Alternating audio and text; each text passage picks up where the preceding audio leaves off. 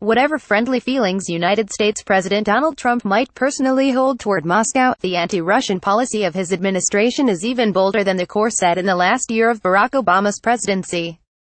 This conclusion was articulated by Russian Foreign Minister Sergei Lavrov, who expressed his dismay about the wave of Russophobic hysteria that, he said, had swept Washington. Russian Council.ru, November 30. Lavrov had shared that opinion before Michael Flynn, the former national security advisor in Trump's administration, pleaded guilty of lying to the Federal Bureau of Investigation (FBI) about his contacts with Russian officials and opted to cooperate with the investigation of special counsel Robert Mueller. This investigation is now expected to produce more evidence of Russia's interference in the U.S. presidential elections. Gazeta.ru, November 30. Stricter implementation of the law on sanctions is certain to follow, and Moscow is bracing for more punishment and preparing responses.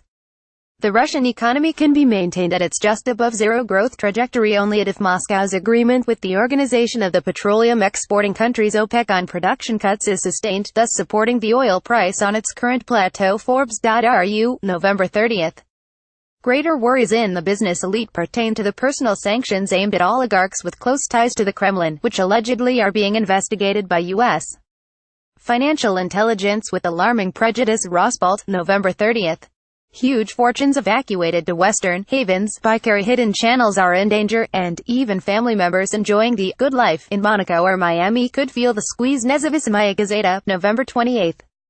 It is well known in Russian business political circles that the U.S. State Department under Trump has not been particularly active in preparing new sanctions, so the news about the possible departure of Secretary of State Rex Tillerson brings more worries. RBC, December 1. Some experts suggest that, in this turbulent situation, Moscow could benefit from keeping a low profile and refraining from proactive moves on the international arena. Commerçant, December 1. These cautious recommendations to wait out the political storms in Washington stand in sharp contrast with the escalation of the official rhetoric on preparation for a big war. Novaya Gazeta, November 29. The tone was set by President Vladimir Putin, who held a series of meetings with the top brass and then demanded from big business greater readiness for a rapid expansion of defense-related production. Newsru.com, November 28. In real terms, no return to the Soviet-style mobilization economy is planned or indeed possible. RBC, November 28. The embarrassing failure of the space launch from the Novostochny Cosmodrome reminded yet again about the degradation of Russia's military industry. Commerçant, November 29. Significant resources, nevertheless, are invested in building a top-heavy system of state command and control in a large-scale emergency. New Times, November 27. The smoldering and malignantly mutating conflict in Donbas remains the most probable epicenter of such emergency. Moscow has invested much effort in cultivating fatigue in the West with the deadlocked Minsk process. Nezavismaya Gazeta, November 29. The firm statement from Kurt Volker, U.S.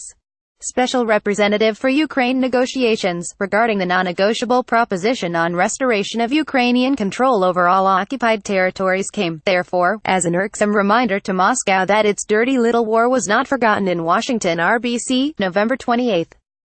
The armed squabbles resulting in a military coup in the Luhansk quasi-republic revealed Moscow's inability to enforce any resemblance of order in the separatist enclaves. Novaya Gazeta, November 24. It is in the Middle East that Russia tries to amass assets usable for bargaining with the U.S., and thus discouraging the introduction of really hard-hitting sanctions. Putin's plan for declaring victory and managing the talks between opposition groups of various persuasions in favor of the Bashar al-Assad regime was postponed. CEDM, November 27, 29, so airstrikes with long-range 222M3 bombers were resumed. RIA Novosti, December 1. Israel, meanwhile, is delivering its own airstrikes on the Hezbollah bases near Damascus, disregarding the deal on de-escalation zones, and the Russian Foreign Ministry no longer bothers to issue protestations. Newsru.com, December 2. It looks instead for opportunities to claim a key role in the management of the violent strife in Libya without any costly entanglement. Commerçant, December 2. The draft agreement with Egypt on access to its air bases could be used for making an occasional air raid targeting some Libyan groupings, which would hardly make any difference in the chaotic conflict but would demonstrate Russia's capacity for projecting power. RBC, November 30. This capacity is strikingly lacking in the most demanding and dangerous of conflict situations, which is driven by the North Korean nuclear and missile program. CEDM, November 30. Russian experts are wide aware that Pyongyang's proclaimed defensive goals can camouflage aggressive plans, which could produce a direct security threat to highly exposed Vladivostok. Carnegie.ru, November 30th. Russian leadership cannot figure out how to interpret Trump's "we will handle it" statement, and Nikolai Patrushev, the Secretary of the Security Council, sticks to the point that a military solution is unacceptable. RIA Novosti, December 1st. The real point, however, is that the Kremlin would apparently love nothing better than to see U.S. pressure on North Korea, supported and reinforced by China. Fail Russian Council.ru, November 29th. Moscow is ready to accept the de facto nuclear status of its obstinate totalitarian neighbor, but is upset about the cooperation between the United States and China, which leaves it marginalized in the big East Asian game. Putin seemingly cannot quite grasp the nuances of decision-making in Beijing and may not understand the complexity of Middle Eastern intrigues, but what he knows expertly and sees as the main driver of politics is corruption. He thought that, in the course of last year's U.S. presidential campaign, he finally managed to connect with American political corruption, but that breakthrough has inflicted massive damage to Russia's international status and keeps backfiring. He cannot admit any wrongdoing or, even worse, mistakes, and can neither shelter his courtiers from escalating punishment nor give them compensation for the growing damage. The signaling to Washington of the readiness to be useful in managing high-resonance conflicts is by and large ignored, and the subtle hints about making troubles are interpreted as threats. Putin can neither control nor counter the deterioration of relations with the U.S., and this makes anti-Americanism a less useful tool in domestic politics. By the Jamestown Foundation. More top reads from oilprice.com. Page 2. On the eve of the OPEC meeting, all signs point to a significant extension of the production cuts, although some key details remain unclear. In the past, these gatherings in Vienna would typically be dominated by the Saudi oil minister, which for years was Ali Al-Naimi, but since 2016 has been Khalid Al-Falih. Last year, Al-Falih helped engineer the open non-OPEC production cuts, convincing a group of non-OPEC countries including Russia to come on board and chip in some smaller reductions. This time around, with Saudi Arabia desperate for higher oil prices ahead of its planned IPO of Saudi Aramco, it is in a weaker position to threaten and cajole laggards, since nobody believes it would follow through on flooding the market with supply. Instead, the one producer on the fence is Russia, which means that Moscow is the one calling all the shots. It was quite a spectacle then on Wednesday in Vienna when all eyes were on Russian Energy Minister Alexander Novak instead of his Saudi counterpart. Novak's soothing words were exactly what the oil market wanted to hear, even if he omitted some crucial details that will have to wait until Thursday's official meeting. "We have reached in general a mutual understanding," Novak said in Vienna on Wednesday in a sort of warm-up meeting to the main event on Thursday. "I think we will have a decision on an extension on Thursday," he added. Unlike in prior meetings, the range of possible outcomes are narrower. But there are still some key questions yet to be resolved. Point 1. How long will the extension last?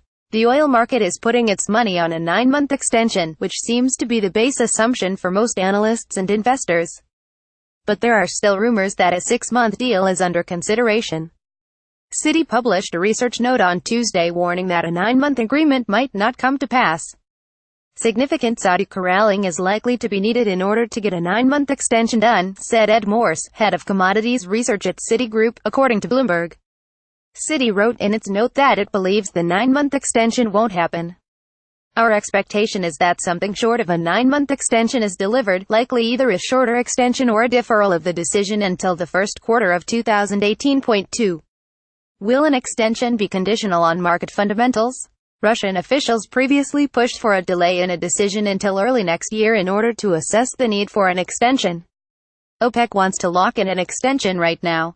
Another idea that Russia floated was a way to tweak the agreement depending on supply-demand fundamentals. As a result, the group could agree to an extension through the end of 2018, but with the caveat that the agreement could be revisited at the next official meeting in June. Point 3. Will there be an exit strategy? Bloomberg reported that one of Russia's hang-ups was the lack of an exit strategy. Russian officials are concerned about overshooting and pushing up oil prices too far, which could cause its currency to appreciate more than the government wants. Also, unlike most OPEC members, Russia has private oil companies that want guidance on what to expect next year. Normally, OPEC does not signal its intentions to wind down coordinated action, but Russia wants some answers. "We will talk about it," Kuwaiti Oil Minister Assam Al-Marzouk said Tuesday. At the pre-meeting on Wednesday, Al-Marzouk gave a bit of a pep talk to inspire action. He said that since September, the oil market has continued to strengthen and is evidently on the path to rebalancing, but that more work was needed. Let us not take this positive momentum as a reason to sit back and relax. Rather, let us be energized by the progress we have made, and continue to push onward until we reach our final goal.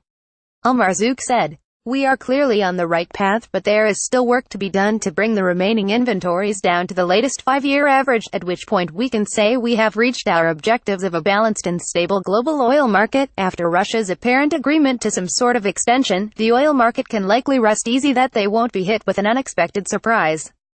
Still, there are some crucial details that everyone is waiting for, which will have important effects on the oil market in 2018, by Nick Cunningham of oilprice.com or top reads from oilprice.com.